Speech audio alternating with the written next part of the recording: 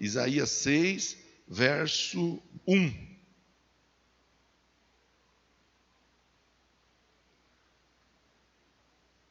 No ano em que o rei Uzias morreu, eu vi o Senhor assentado num trono alto, exaltado. A aba da sua veste enchia o templo. Acima dele estavam serafins. Cada um deles tinha 6 asas. Com 2 cobriam o rosto, com 2 cobriam os pés, com 2 voavam. Proclamavam uns aos outros: Santo, Santo, Santo é o Senhor dos exércitos. A terra inteira está cheia de sua glória. Ao som das suas vozes, os batentes das portas tremeram. O templo ficou cheio de fumaça. Então gritei: ai de mim, estou perdido, pois sou um homem de lábios impuros e vivo no meio de um povo de lábios impuros. Os meus olhos viram o Rei, o Senhor dos exércitos. Então, um dos serafins voou até mim, trazendo uma brasa viva. Havia tirado essa brasa do altar com uma tenaz. Com ela, tocou a minha boca e disse: veja, isto tocou os seus lábios. Por isso, a sua culpa será removida, seu pecado será perdoado. Então ouvi a voz do Senhor conclamando: quem enviarei? Quem irá por nós? Eu respondi: eis-me aqui, envia-me. Deus, tenha misericórdia da minha vida, me usa do jeito que o Senhor quiser usar para falar com os meus irmãos nessa manhã. Eu quero ser uma ferramenta nas tuas mãos e eu dependo do Senhor. E eu te peço, me ajuda, me abençoa e dá graça e abre o entendimento de todos para que o propósito a ser pensado nesta manhã seja pensado da melhor forma possível, em nome de Jesus. Diga amém. Amém. Olha, meus irmãos, o livro de Isaías é considerado o evangelho do Antigo Testamento. Então, quando você faz a leitura do livro de Isaías no Antigo Testamento, é como se você estivesse lendo os 4 evangelhos no Novo Testamento. O livro de Isaías, ele apresenta o Jesus, o Messias, é um dos livros do Antigo Testamento que mais anunciam, que mais profetizam a vinda de Jesus. E é um livro que trata de uma maneira muito clara, muito simples e muito objetiva a respeito do pecado. Mas não apenas a respeito do pecado, a respeito do perdão para o pecador. Perdão para o pecador. Então, esse é um ponto que nós todos devemos de olhar, de pensar, de aprender, de entender, inclusive praticar esse entendimento a respeito do pecado e do perdão para o pecado. Ainda ontem eu estava conversando com alguns jovens, após a atividade deles aqui, uma atividade boa, de qualidade, uma atividade com propósitos. E saindo daqui, conversamos um pouco na entrada do templo, Depois eu fiquei conversando ainda com alguns, entre os quais o Marcão estava junto. Gravou os propósitos, Marcão? Ah, eu falei que eu ia perguntar hoje aqui. Ele gravou, ele não. Eu estava conversando, falando exatamente a respeito disso, da igreja. Mas eu falava olhando para os jovens, o trabalho dos jovens, dos juniores e dos adolescentes. Muitas vezes ele não sabe um versículo de cor. Muitas vezes eles não sabem algo básico em relação à fé. Eles estão aí junto, estão dentro da igreja, mas não sabem, mas não conhecem. Não é porque não ouviram, é porque muitas vezes acaba não sendo focado, acaba não sendo direcionado e até mesmo meio que apertado, cercado, para que a pessoa possa exercitar o que ela aprendeu. O exercício, ele contribui muito na aprendizagem. Acho que há uns 10 dias, mais ou menos, eu mandei uma arte que eu vi, copiei a arte e mandei para vocês uma arte que dizia que, entre várias formas como alguém aprende algo, o ensinar,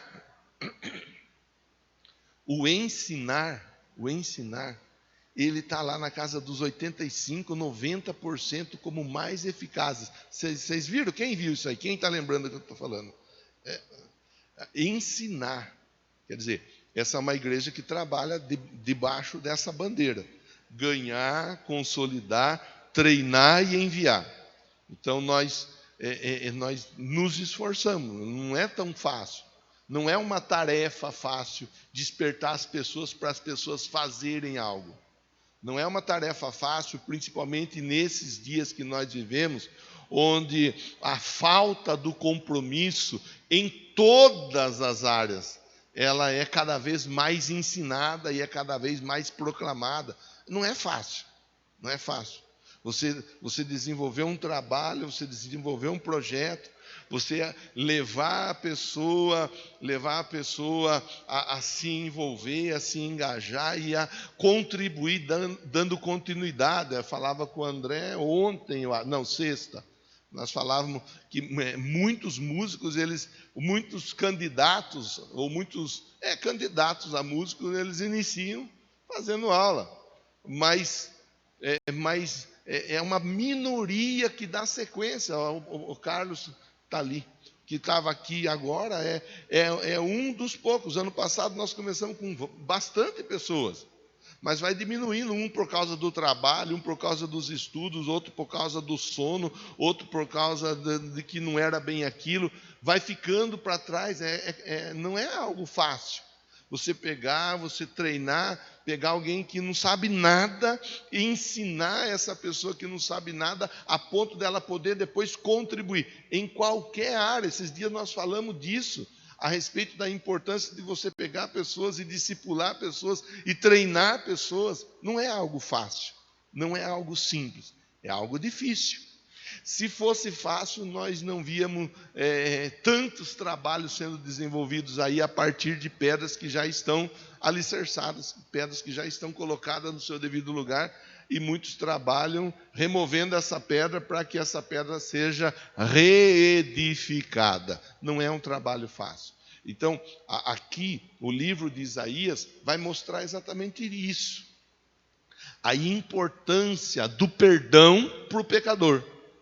E ali eu conversava com eles, eu falava das 4 leis espirituais, que nós vamos meio que fazendo uma gincana nos sábados, né? Eu conversei, tenho orientado eles para que seja feito desse jeito.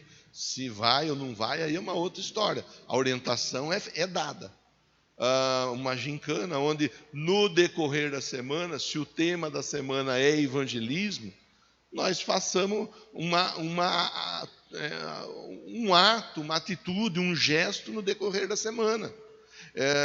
Por exemplo, eu sugeri a eles, até eu li o meu testemunho, eu não sei se o André chegou. Você fez o caderno azul do discipulado?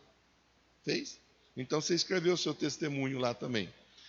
Lá atrás, em 99, quando eu fiz, eu estudei e tinha lá uma página que pedia para você escrever seu testemunho. Por quê? Para que você possa contar o seu testemunho para as pessoas. Para que as pessoas possam ver, saber, ouvir, entender que você tinha uma conduta antes de Cristo e a partir de Cristo teve a sua conduta transformada. Esse é o Evangelho. Essa é a boa nova. Se você receber o Evangelho e não for transformado, alguma coisa está errada. E não é com o Evangelho. Não é com a Bíblia. E não é com o pregador. É conosco mesmo. Somos nós que devemos de receber essa semente e deixar essa semente ser germinada e o nosso coração, como uma terra boa, produzir 30, 60, 100 por um. É a ideia, é a intenção, é o plano, é o propósito, as 4 leis. Vou falar com você que eu falei com eles ontem.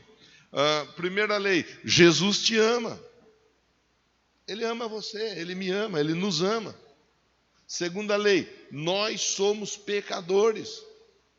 Todos nós somos pecadores. Terceira lei, Jesus Cristo morreu por causa do nosso pecado. O pecado é um problema, mas Jesus morreu pelo nosso pecado. Quarta lei, eu preciso aceitar o sacrifício de Jesus para a minha vida. Com essas 4 leis, nós falamos do amor, da graça, do poder, do perdão, da transformação, da bondade, do favor de Jesus para qualquer pessoa. Qualquer pessoa. Eu vou aproveitar que eu já estou conversando. Repete comigo assim, Deus me ama, eu sou pecador, Jesus morreu pelos meus pecados, eu preciso aceitar esse sacrifício. É isso aí, irmão. Vai amanhã, coloca isso em prática. Coloca isso em prática no teu trabalho. Fala com a pessoa, viu? Posso falar com você 1 minuto? Posso fazer um exercício que o pastor passou lá na igreja e depois domingo que vem ele vai perguntar. Se eu não fiz, ele vai ficar pegando no meu pé, ele vai ficar falando 10 minutos lá só porque eu não fiz. Então, posso falar para você as 4 leis que eu aprendi? Vou falar, Jesus te ama, você é pecador, Jesus morreu por causa do seu pecado e você precisa aceitar esse sacrifício dele por você, para você ser salvo, tá bom? Faça isso na sua casa, faz do jeito que eu estou fazendo. Olha, eu estou numa gincana lá da igreja, eu estou lá num treinamento, então eu preciso falar, nem que você não aceite, não tem problema, você coloca a semente e deixa que Deus faz o restante. Faz isso. Por que você está falando disso, pastor? Porque nós estamos pensando no livro de Isaías. E o livro de Isaías vai trazer Isaías para estar pregando o evangelho, anunciando o evangelho a um povo que vivia fazendo aquilo que não era para fazer. E aqui o texto fala, a partir do verso 1, aí quem que está lá? Tá a dupla dinâmica, o Gabriel e Samuel. Então, o Gabriel que está Gabriel, ajude-nos, por favor, verso 1. Isso. No ano em que o rei Uzias morreu, eu vi o Senhor, uma visão dada ao profeta Isaías, onde o Senhor estava. Acima dele, ele estava no templo e acima dele estavam serafins. Aí ele descreve as características dos serafins: 2 asas, cada par de asas cobria o rosto, os pés, contribuindo para que eles voassem. E esses anjos, eles proclamavam: é santo, é santo, é santo, é santo. A terra está cheia da glória dele, desse Deus. Quer dizer, a visão que foi dada ao Isaías. Aí o verso de número 4 fala assim, ao som das vozes batentes das portas tremeram, o templo ficou cheio de fumaça. O Isaías, ele está relatando uma experiência espiritual que ele teve. Vez por outra, alguém me pergunta a respeito de sonho. Pastor, Deus fala com a gente no sonho? Sim, Deus fala com a gente. Deus já me deu sonho. Eu costumo dormir com a barriga cheia. Costumo dormir com a barriga cheia. Então, muitos dos meus sonhos, eu sei que é porque eu dormi com a barriga cheia. Eu sei. Não tem perigo de ser outra coisa diferente. Dormiu com a barriga cheia, sonha. Esses dias eu sonhei que o Corinthians estava caindo para a segunda divisão, João. Acordei assustado, depois eu vi que era só um sonho. Falei, era só um sonho. Às vezes eu sonho, não sei você. Come bastante à noite, dorme com a barriga cheia, tem pesadelo. Então a gente tem que tomar cuidado, porque nem tudo que a gente sonha é algo que Deus está tratando conosco. Tem sonho que é reflexo do nosso medo. Quando uma pessoa tem muito medo de alguma coisa, ela tende a sonhar com aquilo à noite. Os medos, eles ficam ali dentro de nós e eles trabalham. Quando o nosso corpo está em repouso, a nossa mente ela segue trabalhando. É o corpo que está em repouso, então a mente segue trabalhando.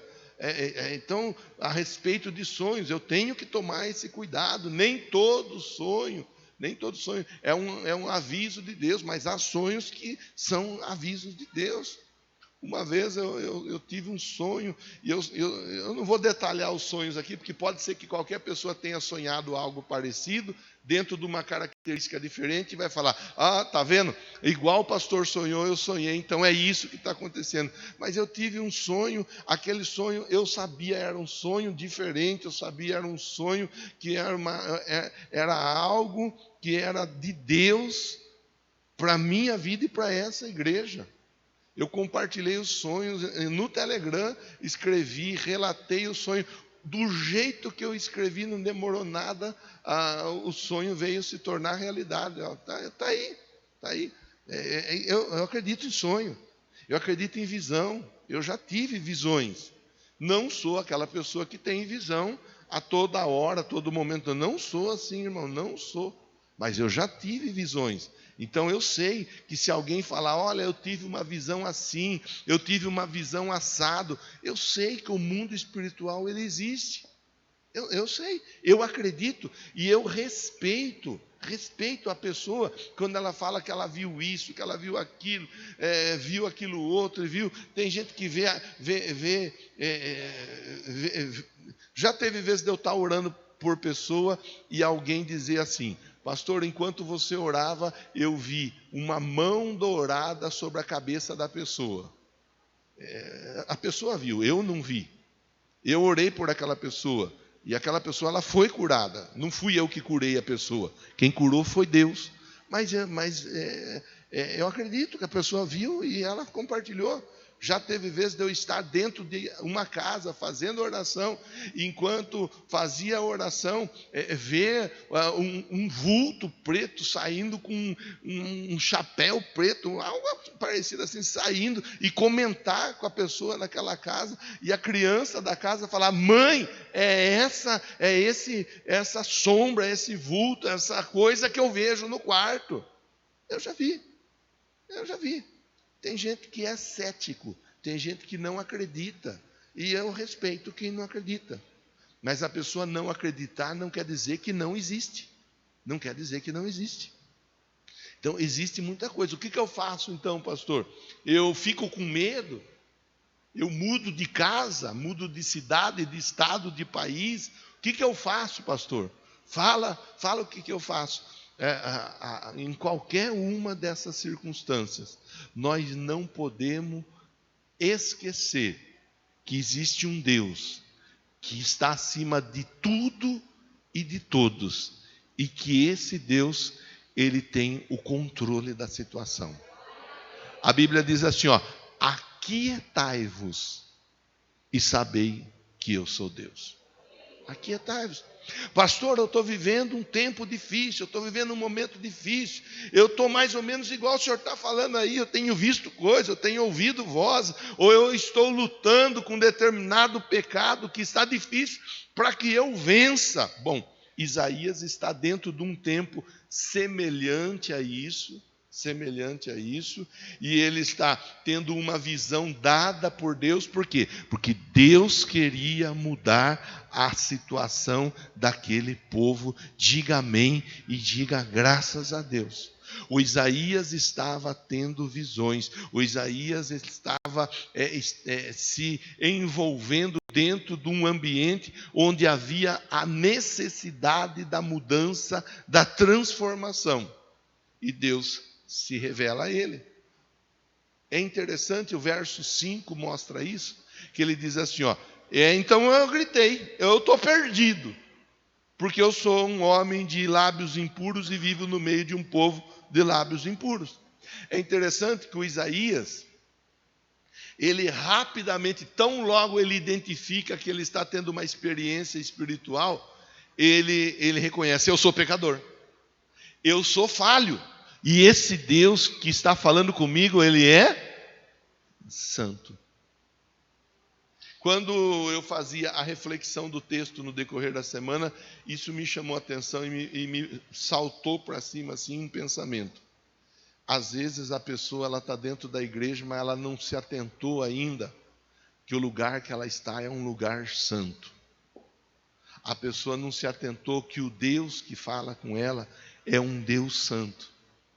Às vezes a pessoa ela não tem noção do que está acontecendo no mundo espiritual quando ela está dentro do templo, ouvindo o que Deus tem para falar com ele ou com ela, com a pessoa. Nós todos temos que ter esse entendimento, e o texto nos convida a pensar isso daí. O Isaías, dentro da experiência espiritual dele, a primeira coisa que ele reconhece é que ele é um pecador. Eu sou pecador, irmão. Você já cansou de ouvir eu falar isso aí. E você é um pecador também.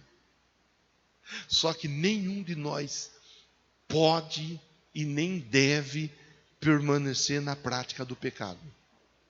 Você já me ouviu falar disso também inúmeras vezes. O pecado, ele deve ser um acidente. Quer dizer, eu posso passar a vida sem me acidentar no pecado. Mas o pecado, ele pode vir a acontecer na minha vida. Ele pode vir a acontecer na sua vida. Ele pode. O pecado não pode ser prática. Se o pecado for prática, significa que você não entendeu o que você está vindo fazer aqui todo domingo. Você não entendeu. E se você não entendeu, não quer dizer que você é uma pessoa ruim, que você é uma pessoa má, que você tem, não quer dizer nada disso. Quer dizer que você precisa urgentemente ter o seu entendimento aberto em relação ao pecado. Porque a Bíblia diz que o salário do pecado, ele é a morte. Qualquer pessoa que vive na prática do pecado, essa pessoa está morta. Jesus, ele está voltando. Diga graças a Deus. E ele não vai levar todos que estão dentro da igreja. Ele vai levar com ele aqueles que são a igreja. Aqueles que são a igreja têm esse entendimento. Opa, pera lá. Eu preciso... O Isaías, ele teve uma experiência espiritual. Aí na experiência ele grita, eu sou pecador. E eu estou aqui tendo um contato. Verso 5, tendo um contato. Com o Senhor dos Exércitos, que é santo. E agora? O que eu faço? O verso de número 6 diz assim, então um dos serafins voou até mim, trazendo a brasa viva, que tinha tirado do altar com uma tenaz. Com ela, com a brasa, tocou na minha boca e disse... Então, ele era alguém de lábios impuros. Logo, nós entendemos que da boca dele não saía muita coisa boa, não. Você vê, é interessante ele falar, eu sou um homem de lábios impuros. Vivo no meio de um povo de lábios impuros. Ele não falou das mãos impuras, ele não falou dos pés impuros, ele falou dos lábios. Vai saber qual era o comportamento dele, do Isaías. Ao certo, nós não vamos ficar aqui tentando identificar, entender. O importante é nós pensarmos assim, ó, ele era alguém que sabia da condição dele de pecador, mas ele era alguém que havia entendido que ele estava tendo uma experiência espiritual com Deus. E é isso que faz toda a diferença na vida do Isaías lá atrás. Mas é isso que faz toda a diferença na vida, na minha vida, na sua vida, na nossa vida. Se você não entender que você está aqui hoje, é uma experiência espiritual que Deus está te dando, você vai seguir vivendo dificuldades e problemas e situações que são acarretadas por causa de uma vida sem o entendimento de quem é Jesus, estando perto de Jesus. Vai seguir com sede do lado da fonte da água viva. E é isso que tem acontecido na vida de muitas pessoas. E é isso que tem acontecido com muita gente. É isso que estava acontecendo lá atrás. Aí então, aqui o verso de número 7 diz: ele tocou a minha boca, disse, o anjo disse, veja, isso tocou os seus lábios, por isso a sua culpa será removida e o seu pecado será perdoado. O seu pecado será perdoado. E é aqui, irmão, irmã, que nós entramos na reta final da nossa reflexão. Quando a pessoa ela entende, em primeiro lugar, que ela é pecadora. Mas além dela entender que ela é pecadora, ela entende as 4 leis. Por isso eu falei 10 minutos com você das 4 leis. Ela entende que ela é pecadora, mas Jesus resolveu o problema chamado pecado, morrendo na cruz por mim e por você. É isso que é importante todos nós entendermos. Nós somos pecadores, mas o sangue de Jesus nos purifica de todo o pecado. Todo. Pastor, eu estou aqui, mas o meu passado me persegue. Persegue porque você quer que ele te persiga. Porque se você não quiser que ele te persiga mais, você deixa o seu passado no altar e você segue vivendo uma nova vida. A Bíblia diz que aquele que está em Cristo são novas todas as coisas, e as velhas, elas são o quê? Deixadas para trás. Muitas e muitas pessoas têm dificuldade em relação a isso. Tem dificuldade em abandonar o pecado, abandonar o passado, abandonar a história. Muitas pessoas têm dificuldade com isso. A pessoa ela não consegue se perdoar. Eu conheço uma pessoa que é viva até hoje. Essa pessoa, há muitos anos atrás, ela traiu o marido. E essa pessoa traiu o marido, mas o marido perdoou a pessoa. O marido estendeu a mão para a pessoa. O marido disse, vamos embora, vamos seguir a nossa viagem, eu estou aqui com você, eu não vou te abandonar. O marido perdoou, a pessoa entendeu que ela tinha feito a coisa errada, ela recebeu, conheceu Jesus, recebeu a graça, o perdão sobre a vida dela. O tempo passou, os anos se passaram, e essa pessoa não conseguia se perdoar por aquilo que ela havia feito. Ela não conseguia receber o perdão. Uma pessoa que estava lá na igreja, dia após dia, era uma pessoa sempre presente dentro de igreja, mas uma pessoa que não conseguia se perdoar. A Bíblia diz que o nosso pecado, quando nós confessamos ele cai no mar do esquecimento. Deus não se lembra mais. Agora, a mesma Bíblia que diz que o pecado ele vai para o mar do esquecimento, ela diz que nós temos um acusador. Um acusador. E esse acusador ele fica o tempo todo nos acusando. Você fez isso, você fez aquilo outro, você fez mais não sei o que, você fez mais não sei o que lá. A Bíblia diz que nós temos um advogado junto do Pai. E o nome desse advogado é Jesus Cristo, o justo. Se o acusador ele fica querendo encher sua paciência com relação ao seu passado, Converse com o seu advogado, Jesus, e deixe essa causa nas mãos dele. E ele vai te dar a boa notícia, que a vitória, ela já é sua. É coisa simples de entender, mas não é tão simples para se aceitar. Tem muita gente que tem dificuldade de aceitar a nova vida. Por isso que tem gente que está na igreja há muito tempo e não consegue viver uma nova vida. Segue vivendo a mesma vida dentro da igreja há algum tempo. A pessoa não muda. Ela não muda, por quê? Porque ela tem um entendimento que Deus deu lá uma moralzinha, tal, mas não, a nossa vida é uma nova vida em Cristo Jesus. É uma nova vida. Olha, está aqui, ó. O seu pecado será perdoado. O Isaías, ele recebe o toque, ele entende que ele está tendo um momento espiritual ali com Deus.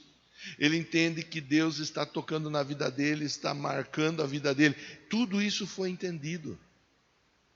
Enquanto eu não entender, enquanto você não entender que Deus está nos marcando para vivermos uma nova história, nós teremos dificuldade para vivermos o presente. Nós teremos dificuldade. Então eu preciso entender. Deus me marcou. Deus te marcou, irmão. Você precisa entender. Você não está aqui à toa. Você não está aqui por acaso.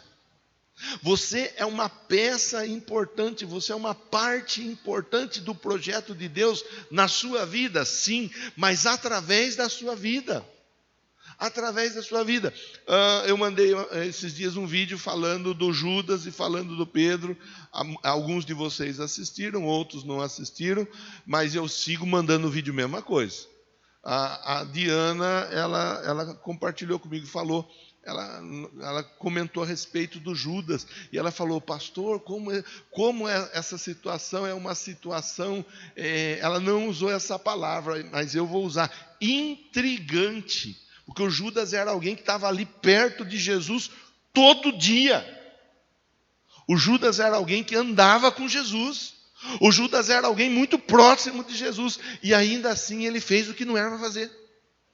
Ele não apenas fez o que não era para fazer uma vez, mas ele fez mais uma vez, 2 vezes, a coisa errada. E era alguém próximo. Por quê? Por que ele fez aquilo? Mas Jesus não sabia que o Judas ia. Jesus sabia quem ia trair por causa da onisciência. O erro, o equívoco, o engano, ele está aí. Num outro momento, Jesus disse: os escândalos eles vêm, mas ai por meio daqueles aos quais ele vier. Então eu sei que vai ter gente que vai desobedecer a palavra e que vai fazer a coisa errada, irmão. Mas que não seja eu. Você sabe que vai ter gente que vai fazer a coisa errada, mas que não seja você. Que não seja você. Vai ter gente, e isso aí se chama amadurecimento cristão, maturidade cristã. Nós sabemos que quantas coisas acontecem no dia após dia. O problema é que não seja eu.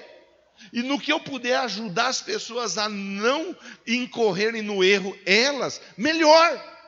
Então, Deus chama o Isaías. Ele está dizendo, Isaías, a prática do pecado está aí. Você pode ser alguém usado para ajudar pessoas a mudar de vida, a se transformar pelo poder que há no nome de Jesus. Verso de número 8. O Isaías dizendo, então ouvi a voz do Senhor. Só consegue ouvir a voz do Senhor a pessoa que entende que ela é pecadora. A pessoa que não entende que é pecadora, ela não ouve a voz de Deus. Ela não ouve. Ela pode ouvir alguma voz, mas ela não identifica como sendo a voz do Senhor. O texto é claro. Então eu ouvi a voz do Senhor. E quando eu ouço a voz do Senhor, logo eu sou confrontado à mudança. Logo eu sou confrontado à transformação. A não ser que eu seja um louco. A não ser que eu seja um maluco. A não ser que eu seja um doido. de ouvir a voz do Senhor, saber que é a voz do Senhor e ainda assim seguir fazendo o contrário daquilo que o Senhor está falando para fazer. Só um louco. Pergunte para quem está pertinho de você. Você é louco, é? Você é louca, é? Você é doido, é? Faz assim, ó. Você é assim? Pergunta aí, irmão. Só um louco para ouvir, saber que é a voz de Deus e fazer a coisa errada. Deliberadamente seguir tomando decisões erradas. A pessoa tem que ser louca, doida, com todo o respeito aos doidos.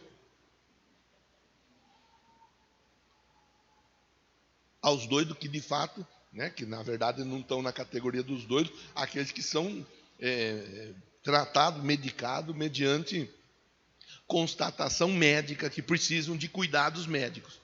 Agora tem muita gente que arrisca, que vive uma vida. Está aqui, ó. Então eu ouvi a voz do Senhor. E isso é importante que todos nós que estamos aqui, e você, inclusive, que está aí na transmissão, ouça. Ouvir e identificar a voz do Senhor. São muitas as vozes que falam à nossa volta. São muitas as vozes que falam ao nosso coração.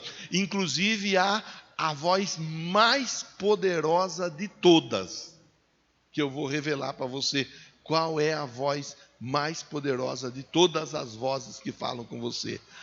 A voz do seu eu. A voz que faz com que você acredite que você não precisa de Deus.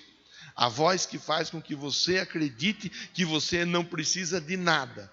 A voz que faz que você acredite que você é capaz. A voz que faz que você acredite que você consegue. Aquela voz que hoje em dia, em muitas palestras, aquela voz que é muito valorizada, dizendo assim, ó, você consegue, olha no espelho, dá um tapa no seu rosto, fala, você é o cara, você é fera, você vai vencer. Aquela voz que incentiva muita gente a procurar dentro de si a força para mudar, para reverter situações. Essa voz é a voz mais enganosa de todas, mas ela é a voz mais poderosa, porque ela faz com que as pessoas fiquem longe do propósito de Deus, longe dos planos de Deus, longe do projeto de Deus, longe da vontade. Aqui, ó.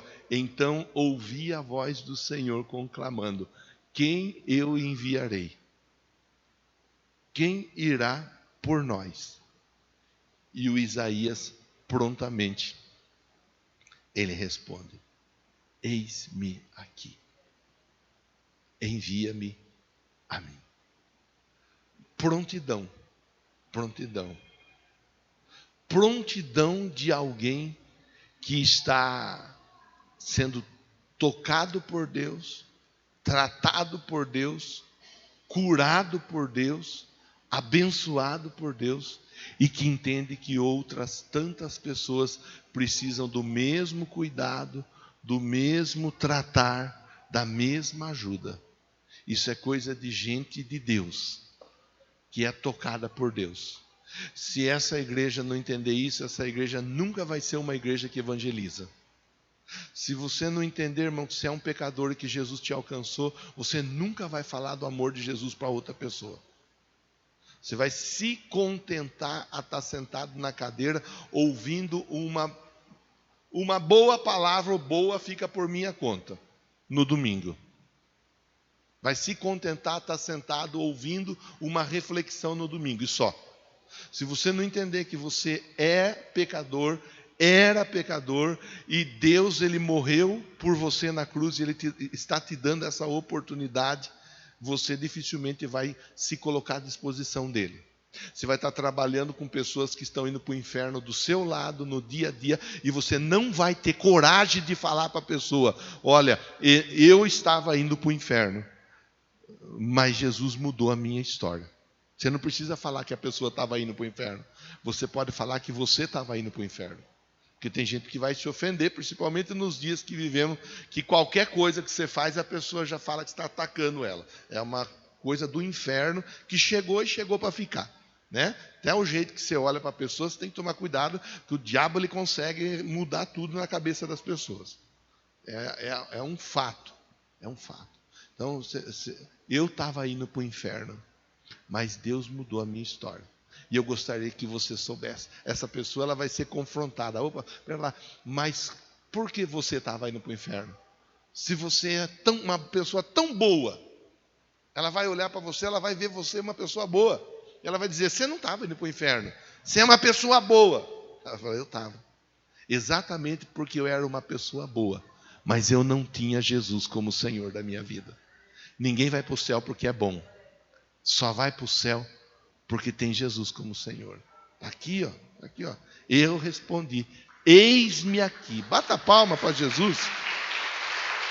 Bata a palma para Jesus. Graças a Deus. Então, irmão, irmã, pense nisso. Leva para casa essa reflexão. Você tem familiar que não precisa ouvir que ele vai para o inferno. Você tem familiar que precisa ouvir que você estava indo para o inferno. E que Jesus mudou a sua história. Ele mudou a sua história. Fala para a pessoa, fala, eu estava indo para o inferno. Jesus mudou a minha história. E eu estou feliz com isso. Estou tão feliz que vou te pagar um almoço. A pessoa fala, mas não é possível. Que história é essa? Tão feliz, Minduim, que vou te pagar um lanche. Olha lá. Vai fazer assim, é desse jeito que a pessoa vai fazer, aleluia, eu também quero ir para esse céu que você está falando aí. A pessoa vai fazer desse jeito. Pense nisso, irmão. É uma proposta para você pensar e se deixar ser usado por Deus.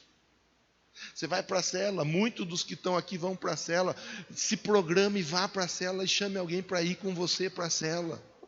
Chama o vizinho, chama a vizinha.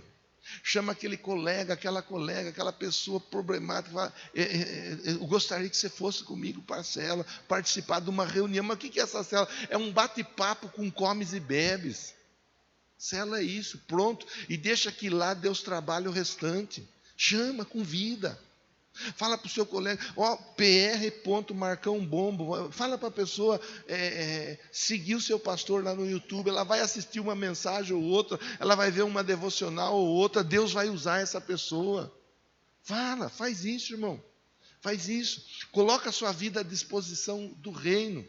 Vou finalizar destacando 3 pontos aqui para nós dentro desse contexto do evangelismo que é importante que a igreja faça, porque eu vou usar o termo de uma maneira mais abreviada aqui, a comunidade à nossa volta aqui está indo para o inferno, e nós temos a boa notícia de como essas pessoas podem ir para o céu. Nós temos, vamos ficar quieto ou vamos falar? Eu convido você a falar. Eu te convido a falar. Como seu pastor, eu te convido a falar. Lá no céu, a hora que você chegar lá, se Jesus perguntar para você, por que você não falou? Você não vai poder falar, porque o meu pastor não ensinou que eu devia evangelizar. Você não vai poder falar. Você vai poder falar um monte de coisa de mim, mas você não vai poder falar isso aí. Não vai. Porque eu estou convidando você a ser alguém que coloca a sua vida. Então, primeiro, você que gosta de anotar, para finalizar a nossa reflexão, 3 pontos importantes, e eu vou elencar os pontos com você. Primeiro, o evangelismo é um chamado divino. Deus está chamando todos nós para evangelizarmos, para levarmos as boas novas. Anota a referência e depois você confere. Mateus 28, 19 e 20. Ide e fazei discípulos, aí segue o texto. Eu não vou ler com você o texto todo. O chamado divino para o evangelismo. Mateus 28, 19 e 20. Segundo, por que evangelizar? Porque existe uma mensagem que é transformadora e nós conhecemos essa mensagem. 1 aos Coríntios 1,18, a referência bíblica para você que quer anotar a referência aí. A palavra da cruz, ela é loucura. Para quem? Para quem perece. Mas para nós que somos salvos, ela é o poder de Deus. Rose, exatamente. Terceiro e último ponto, e aí nós vamos orar. Por que evangelizar? Porque quando nós evangelizamos, nós superamos os obstáculos que são colocados à nossa volta dia após dia, para nos impedir de libertar pessoas das trevas. Ou você acha que essa falta de vontade de pregar é porque você entende que pregador tem que ser o pastor? essa falta de vontade, essa falta de ânimo, esse desânimo, isso aí quem põe é o diabo. Para impedir, para atrapalhar, para barrar, para bloquear, para você não avançar. 2 Timóteo 4,2 diz assim, ó, pregue a palavra a tempo e fora de tempo. Admoeste, repreende, exorta com toda longanimidade e doutrina. Que Deus ajude essa igreja a ser uma igreja que prega, que as pessoas elas estão precisando ouvir a boa nova da salvação. O dia a dia, o Espírito Santo e a palavra vão lapidar. O erro, se vai viver no erro, se vai sair do erro, é o dia a dia na vida de cada pessoa. O importante é nós fazermos aquilo que nós fomos chamados para fazer. E nós fomos chamados para falar. Fale no seu trabalho, fale na sua casa, fale para o seu vizinho, fale para os seus amigos, fale lá no esporte que você pratica, fale na sua rede social, fale que a boa nova da salvação é que Jesus ama a pessoa. É pecadora, o pecado já foi resolvido pelo sacrifício de Jesus, e tudo que essa pessoa tem para fazer é aceitar esse sacrifício. Chega de conversa, por favor, fique em pé, porque eu quero orar com você. Eu penso que nós vamos conversando e Deus vai nos ajudando, Pastor, tudo que eu quero é isso, igual Isaías. Ele entendeu que ele estava vivendo um momento espiritual, uma experiência espiritual. Ele ouviu o que Deus tinha para falar e colocou a vida dele à disposição. Se você está aqui nessa mesma condição, faça isso agora. Feche seus olhos e converse com Deus. Fala, Deus, eu estou entendendo que esse está sendo um momento espiritual que eu estou vivendo. E eu não quero deixar passar essa grande oportunidade. Abençoa esse irmão, meu Deus. Abençoa essa irmã. Abençoa esse homem. Abençoa essa mulher. Em nome de Jesus. Levanta aqui nesse lugar um grupo de homens e mulheres evangelistas que anunciam, que pregam, que falam, cada um do seu jeito no lugar aonde tem o seu convívio, mas não deixam de falar, porque foram transformados e querem que outras tantas pessoas sejam transformadas também. Diga amém, diga graças a Deus e bata a palma para o Senhor.